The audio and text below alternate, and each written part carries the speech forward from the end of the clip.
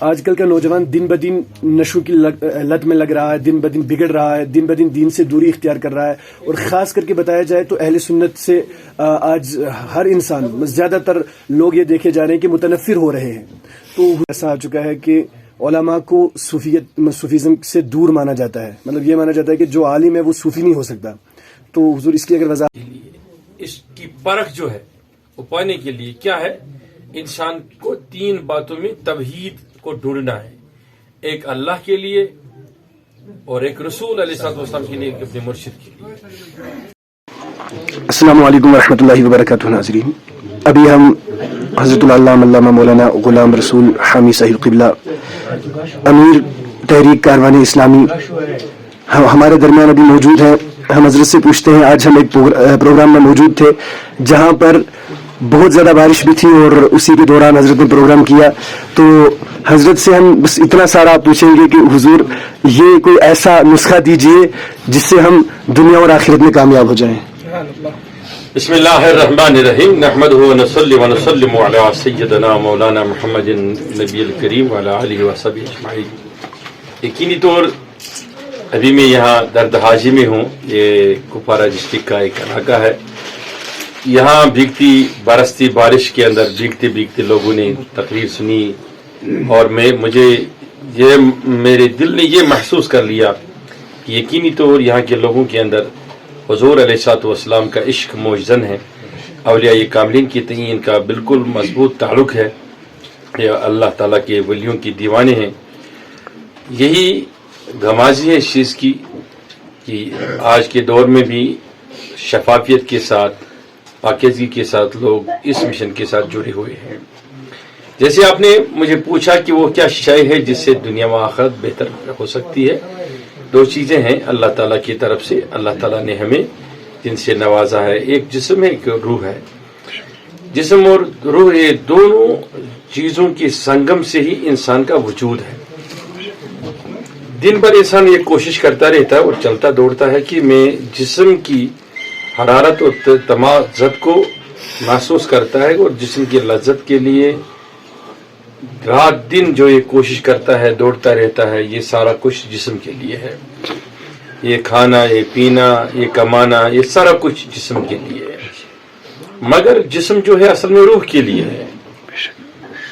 اور روح کو تو انسان نے، خصوصاً اس دور کے انسان نے، ہم نے جسم کے اندر قید کر رکھا ہے. اور بعض عرفاء نے یہ بھی لکھا ہے کہ جسم کا جو ظاہر ہے، جو جسم کا چہرہ ہے وہ اس طرف ہے، اور روح کا چہرہ مختلف سمت ہے، یعنی پیچھے کی طرف ہے. دن بھر انسان دوڑتا ہے، کبھی بینک کی طرف دوڑتا ہے، کبھی قرضے کی طرف دوڑتا ہے، کبھی مرض کی طرف دوڑتا ہے، کبھی شفاعت کی طرف دوڑتا ہے، کبھی لذاتی دنیا کی طرف دوڑتا ہے، کبھی کمانے کی طرف دوڑتا ہے.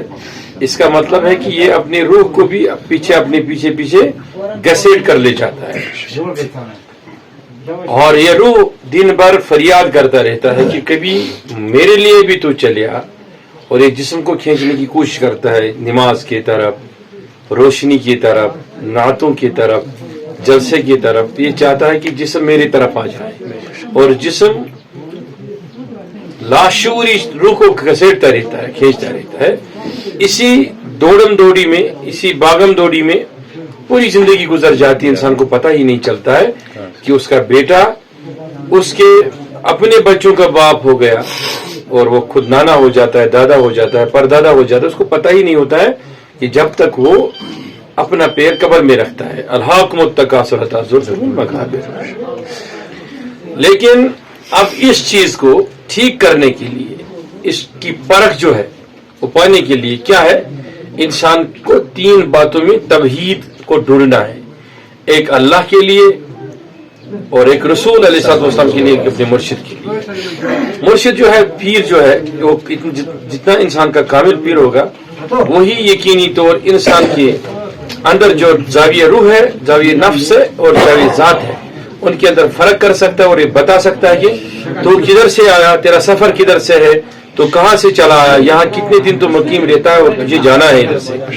جس دن انسان کو یہ احساس ہو جائے گا کہ میں ادھر مہمان ہوں دنیا میں, مجھے دنیا چھوڑ کر جانا ہے ادھر سے, اسی دن یاد رکھنا کہ وہ اپنے نام سے واقف ہو جائے گا, کیونکہ ہمارا نام ادھر نہیں رکھا جاتا بلکہ عالم ارواح میں رکھا گیا ہے. ساری زندگی میں ہمیں کوشش کر کے اپنے نام کو تلاش کرنا ہے اور جاننا ہے. جس دن ہم نے یہ جان لیا, یہ سمجھ لو جس دن ہم نے مرشد کو پا لیا اس دن ہم یہ جان جائیں گے.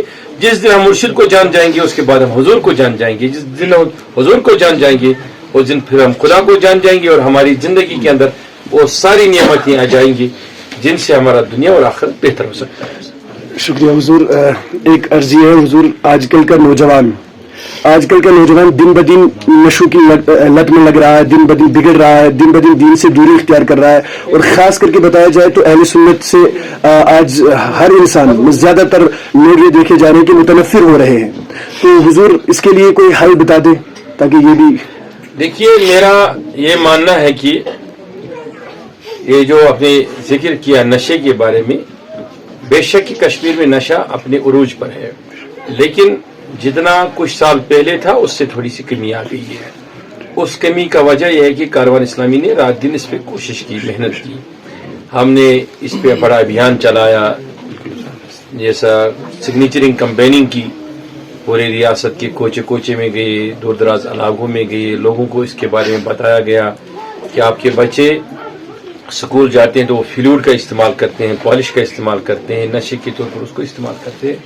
تو لوگوں کے اندر اس چیز کے بارے میں نالج آ گئی اور لوگوں نے اپنے بچوں کی طرف دھیان دینا شروع کر دیا.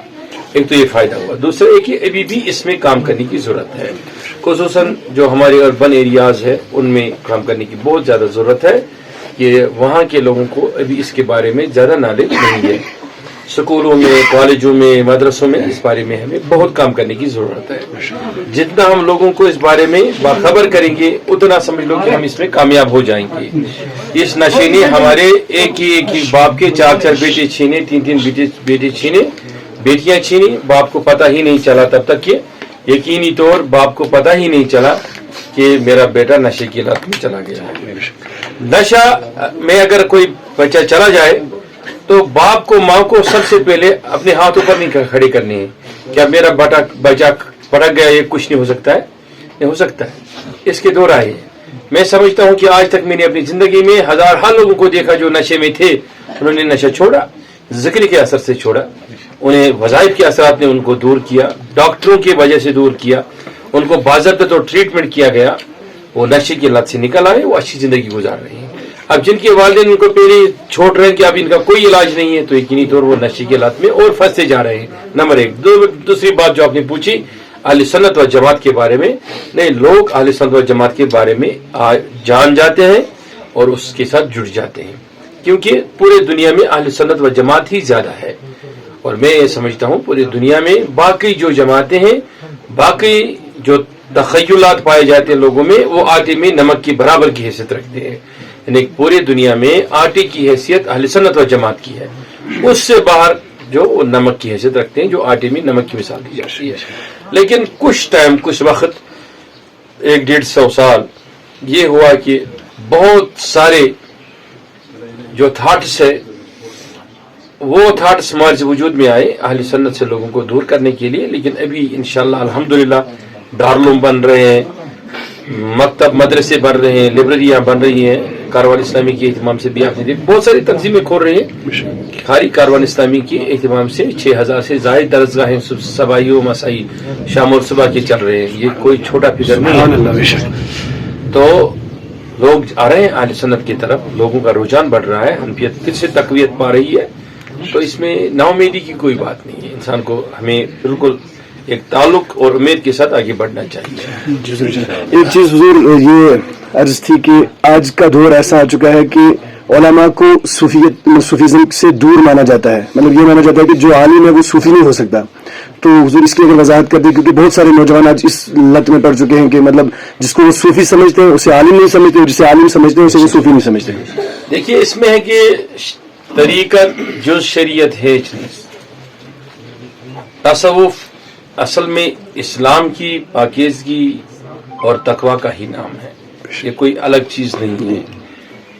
جو شریعت کا پابند نہیں ہوگا، جو مطابق شریعت نہیں ہوگا، تو سیدھی سی بات میں اس کے اندر تصوف بھی مضبوط نہیں ہو سکتا ہے، یہ ہو ہی نہیں سکتا ہے۔